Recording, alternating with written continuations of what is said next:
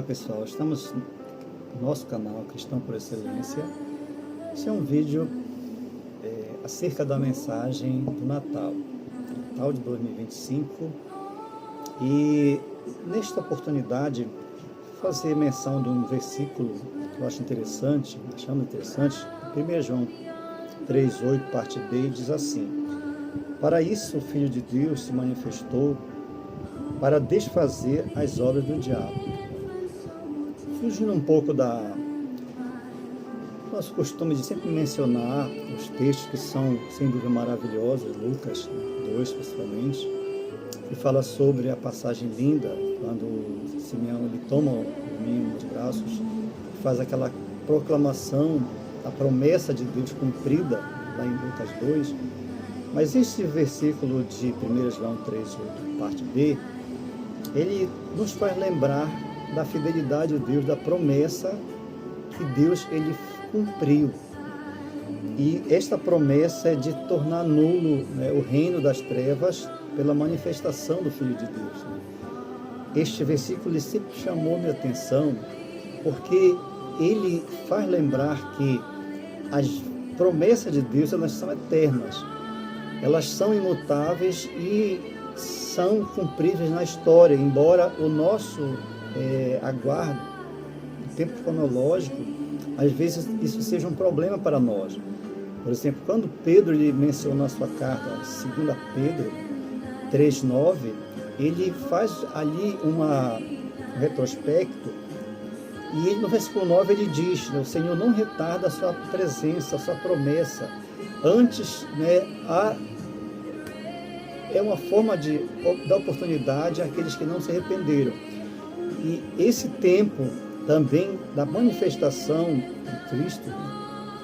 o dia que hoje nós fazemos menção pelo calendário religioso tradicional, ao qual nós não fazemos menção pelo simples calendário ritualista, ou tradicional, mas pelo fato de que a promessa do Senhor foi cumprida, evocando muitas partes da história da vida missionária do apóstolo São Paulo, que ele tomava os dias ou eventos como oportunidade para levar a mensagem. Então, nós vemos que o dia 25 de dezembro não tenha isso fundamento histórico,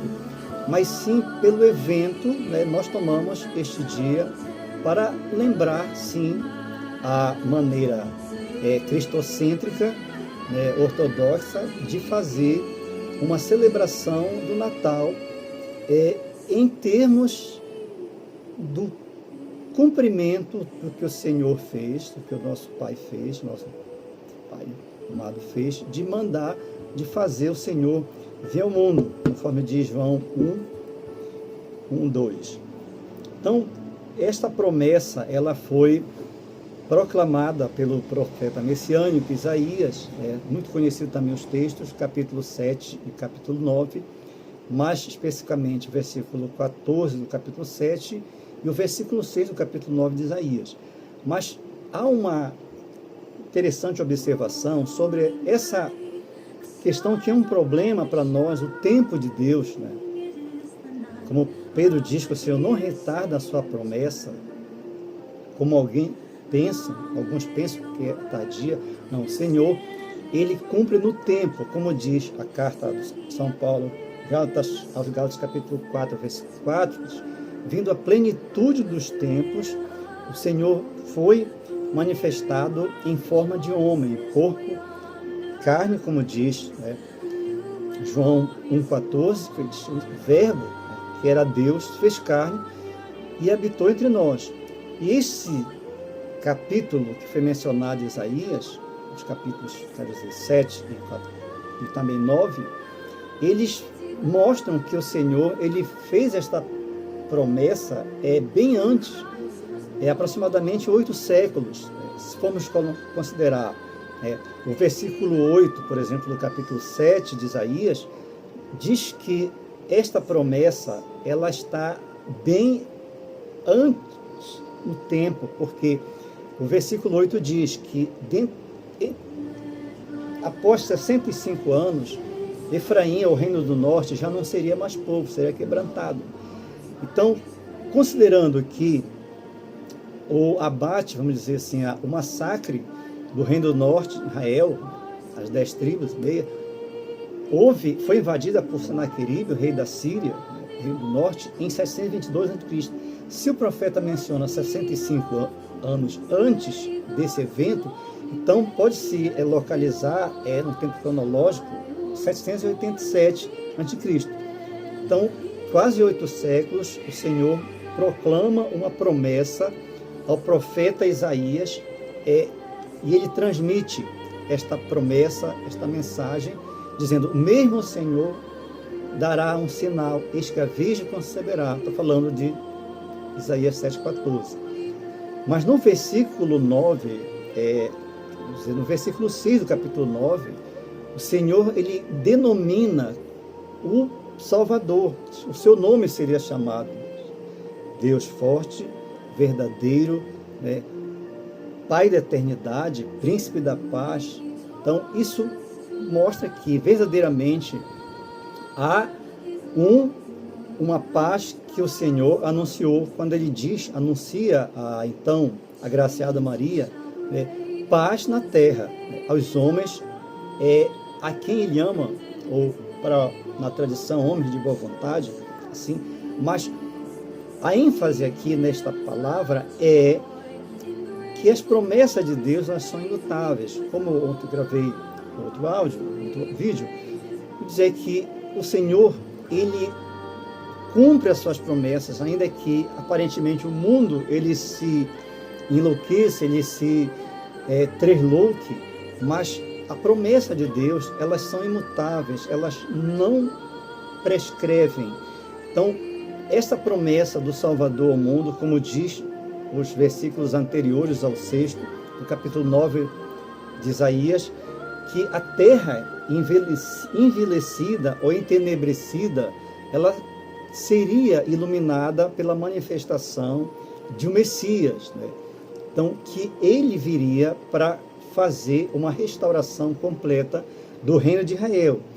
Isto seria cumprido no final dos tempos, em que os textos escatológicos nos fazem entender que nós estamos prestes, na nossa geração, a presenciar os eventos em que Israel ele será restaurado, conforme diz Zacarias, capítulo 12, versículo 5, e também o capítulo 13 do mesmo profeta, Zacarias, quando ali demonstra o cumprimento da promessa, quando Jesus ele vem e se manifesta aos judeus, com sinais que foram dos eventos da morte e ressurreição de Cristo, quando, por exemplo, ele diz, quando ele se apresenta aos judeus, Zacarias, quando ele pergunta: que feridas são essas em tuas mãos? Então, o profeta, a palavra responde: essas são as feridas que fizeram os meus irmãos na minha casa, dos meus próprios. Mas ali a gente vê que o Senhor, mesmo ainda não tendo cumprido esta promessa da terra de Israel, que foi envelhecida ou entenebrecida devido ao pecado, a região que habitou em zona de trevas, pôde ver a luz. A Virgem, ela concebe e também ela dá a luz ao Filho, conforme Isaías 7,14. E agora nós temos esta promessa latente para que a parte que o Senhor promete, que é a terra de Israel, Abulon, ele cita ali algumas regiões da terra de Israel, que foi sofrida por causa do pecado, agora, mediante a promessa de Deus da vinda da luz, como diz João, ali estava a luz verdadeira, que vindo ao mundo ilumina. Por isso, então, as luzes de Natal tão tradicionais, como estamos vendo aqui, as estrelas nesse fundo musical, com essa imagem, a luz das estrelas que guiou os reis do Oriente até a manjedoura, tem um significado de luz, que a terra seria iluminada, né? Apesar de ter sido, né, enegrecida ou entenebrecida, ela então tem uma promessa de restauração através da luz, porque as trevas já significam pecado, mas a luz ela tem a simbologia, a tipologia da presença de Deus. Então, quando, por exemplo, João 1,14 diz, e o Verbo, que era Deus, se fez carne e habitou entre nós, e vimos a sua glória, né? Está falando ali, quando então aquela estrela, ela guia os magos até a manjedoura, para que eles entendam que ali estava ocorrendo um cumprimento da profecia, profeta messiânico Isaías, quando falou que a Virgem conceberia, daria luz a um menino, e o seu nome seria Emanuel. E na saudação de Mateus, quando o anjo sauda a Maria, ele confirma a profecia que diz, o seu nome será Emanuel, que traduzido quer dizer Deus conosco. Então, verdadeiramente o Natal, quando celebrado, não comemorado, como eu sempre digo, que não cabe a palavra comemoração ao Natal, deixa a comemoração para o final do ano, a passagem do ano. Mas no Natal, se a pessoa vai fazer menção ao Natal, o correto é falar em celebração, porque trata-se de algo divino, do cumprimento da promessa de Deus, a vinda de Jesus ao mundo através da sua mãe Maria, é a gloriosa promessa de Deus, né? Como disse Pedro, o Senhor não retarda a sua promessa.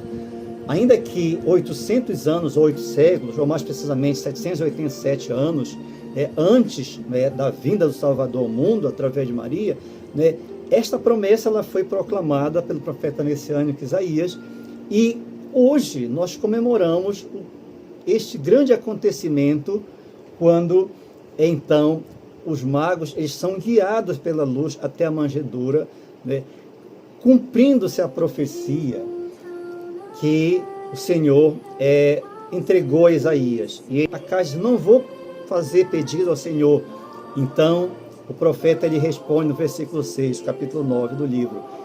O mesmo Senhor, ou seja, ainda que vocês não peçam, ainda que o rei Acais, você não peça, o mesmo Senhor vos dará um sinal, eis que a Virgem conceberá. Então, por isso a alegria do Natal, quando celebrado em verdade, ele verdadeiramente é um motivo de alegria, um motivo de celebração, um motivo de regozijo, porque aí nós vemos pela mensagem de Pedro que o Senhor verdadeiramente ele não retarda a sua promessa, mas no tempo, como reiterando Gálatas 4:4, cumprindo seus tempos, ouvindo a plenitude dos tempos, né, veio Jesus, né, nascido em forma de homem, nascido de mulher, para cumprir a promessa de Deus entregue a Isaías, a qual hoje nós celebramos, mesmo passados